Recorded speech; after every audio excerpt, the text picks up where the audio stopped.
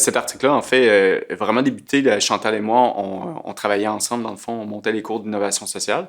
Puis c'est comme ça qu'on a commencé à réfléchir un peu à comment enseigner l'innovation sociale, surtout considérant le contexte que, d'un côté, les étudiants et étudiantes sont de plus en plus intéressés, mais même demandent d'aborder les enjeux sociaux, environnementaux qu'on fait face, les grands défis, puis que à la fois les sociétés, mais aussi les organisations, entreprises privées, mais aussi organisations communautaires, municipalités vont devoir travailler.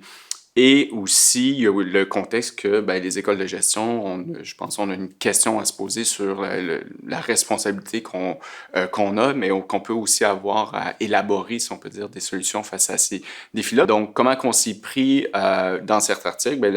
Une des premières choses, c'est vraiment une revue de littérature où est-ce qu'on est allé identifier trois grandes approches qui tentent de répondre à ces questions-là. Donc, comment préparer les étudiants à faire face aux grands défis sociaux, environnementaux. On en a identifié trois. La première approche, qui est l'approche plus classique du développement durable, responsabilité sociale, où est-ce que, en fait, on va venir insérer dans les cours, dans le curriculum, une dimension sociale, environnementale. On va justement, sans nécessairement remettre en question les outils de gestion, les théories qu'on mobilise, c'est vraiment, on va rajouter cette dimension-là. Donc, par exemple, on va faire un plan d'affaires social, donc on va rajouter quelques catégories. Le problème avec cette approche-là, qui est beaucoup remise en question aujourd'hui, c'est que finalement, justement, il y a certaines idées qui sont pas remises en question. Du moins, on est un peu sur la logique du business as usual, où est-ce que la rationalité quand même économique prédomine. Donc, cette approche-là, justement, beaucoup de remises en question actuellement. Deuxième approche qu'on a identifiée, qui est l'approche critique, donc très inspirée des Critical Management Education, où est-ce que là, ici, on va s'appuyer sur des théories critiques pour remettre en question l'état du monde, la gestion, les entreprises aussi.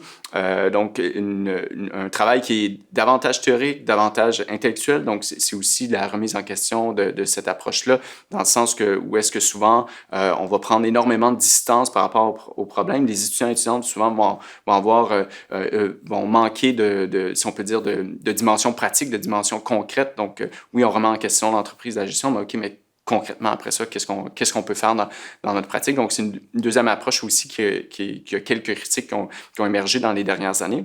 Et la troisième approche qu'on a identifiée, qui est celle du pragmatisme américain, donc qui s'inspire beaucoup justement des travaux de John Dewey, qui a travaillé sur la question de l'éducation, de la démocratie.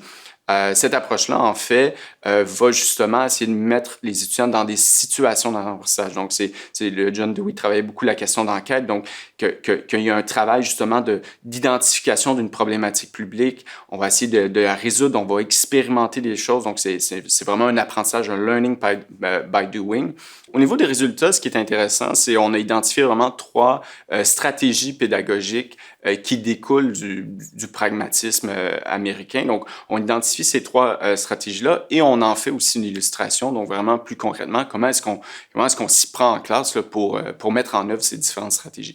Donc, la première stratégie, c'est que justement, lorsqu'on va intervenir sur une problématique publique, on ne va pas le faire d'une position extérieure, mais c'est vraiment en s'engageant dans la problématique avec les acteurs qui vivent la problématique. Donc, on ne va pas prendre une position justement extérieure ou même experte. Les experts, c'est les gens qui vivent la situation. Donc, comment les étudiants et étudiantes s'y prennent dans nos cours pour cette première stratégie-là d'apprentissage, c'est en fait, ils vont vraiment travailler avec des organisations qu'on va appeler des organisations partenaires.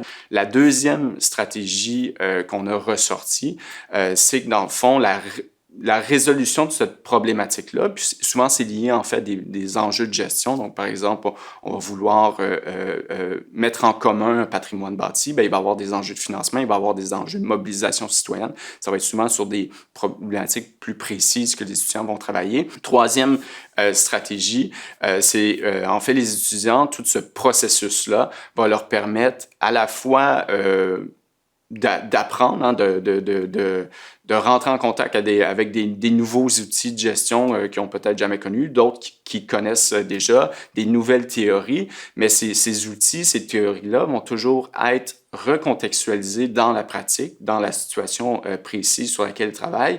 Ils vont les adapter, ils vont les modifier, ils vont les retravailler. Donc, il y a vraiment une remise, à la fois une évaluation critique des outils, des théories qui mobilisent, mais aussi une transformation, une adaptation de ces différentes théories, outils, pour justement essayer de répondre à l'enjeu qui est ciblé.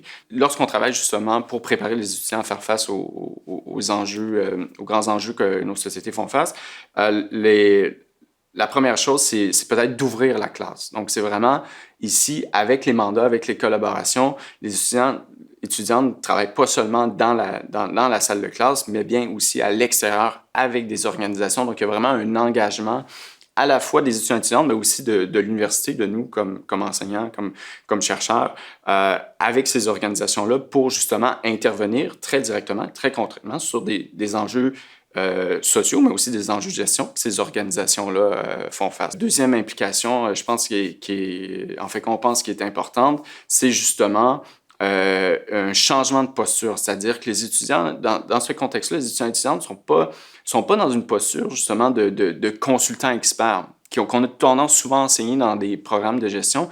Ici, ils travaillent vraiment avec l'organisation. Donc, on travaille sur des habiletés qui sont différentes, la question de l'écoute, la question de l'empathie, la question de compréhension de problématiques publiques, le fait de travailler en collaboration, d'avoir des processus de décision collective. Donc, on change d'une certaine façon la posture de l'expert étudiant de gestion à une personne qui est davantage expert dans les processus, dans la facilitation, de co-définir la problématique. Puis finalement, c'est vraiment avec le recul que Chantal et moi, on a pris par rapport à cet article-là, il y a peut-être un rapport à la théorie, à la pratique qui est différent ou qu'on essaie d'expérimenter avec ces stratégies-là, dans le sens où en gestion, en recherche, il y a eu un tournant justement davantage sur la pratique, où est-ce que finalement on questionne la façon dont on produit des connaissances, sur le terrain, comment les gens produisent la connaissance. Mais ce tournant-là n'a pas vraiment eu lieu en enseignement de la gestion, plus particulièrement sur des problématiques, lorsqu'on traite des problématiques sociales ou écologiques. Donc, c'est vraiment un rapport à la théorie qui est différent dans le sens qu'au lieu d'enseigner des théories qui existent, qui représentent la réalité, sans nécessairement les remettre en question, qu'on enseigne des outils que soit on va dire qui sont neutres. Ici, on a une approche qui est différente dans le sens que c'est pas tant les théories, les outils qu'on enseigne, mais davantage une méthode de production de connaissances, où est-ce que les étudiants vont expérimenter, vont s'approprier des outils, les transformer, les remettre en question en collaboration avec les organisations.